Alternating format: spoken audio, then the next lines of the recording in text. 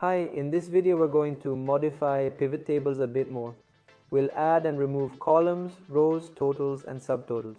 This is the third video in our series on pivot tables. If you haven't watched the previous videos yet, we recommend you go check them out. Let's get started. If we want each row to have its own column, we go to Pivot Table Options, click on Display and select Classic Pivot Table. And if we want both to repeat, meaning no blank values, we right click, go to Field Settings, then Layout and Print and select Repeat Item Labels. In this case, for example, I don't really like seeing the totals for total sales and total cost. Instead, I prefer to see it based on what I've selected, which was amount and sales, separated by offline and online. So I right click and select Remove Grand Total.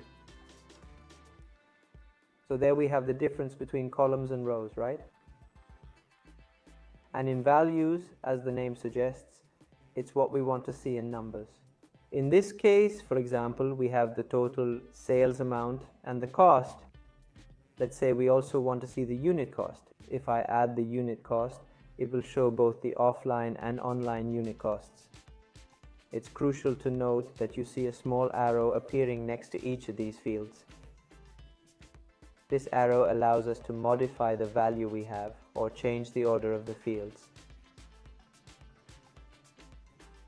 If we want to move the unit cost up a bit, for example, we click Move Up, and you can see the unit cost is now here. Consequently, when we view the table, the unit cost will also be in the middle.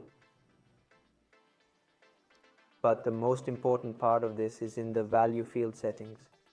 If we go into value field settings, it will show us how we can view that value. In this case, if I select zoom, what it's going to do is it's going to add up all those values. Regardless of whether there are 5,000 values of 2, it will sum those 5,000 and therefore in the unit cost 2,000 will appear.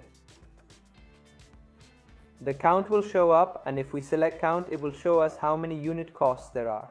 In this case, for example, there's only one for Honduras, one for Jamaica, and one for Trinidad and Tobago, so that's fine.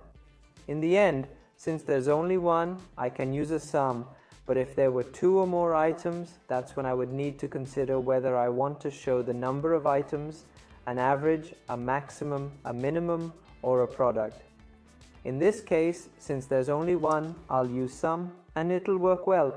We can do this by right-clicking and selecting Value Field Settings, or by going to the Pivot Table Fields section and choosing the option from each of these arrows. Now, these lines here are subtotals, so I can see the subtotal for Central America and the Caribbean. If we want to keep it, we can leave it as is. We can right-click and check this box here. We're going to uncheck the subtotal by zone option, and then it will appear like this.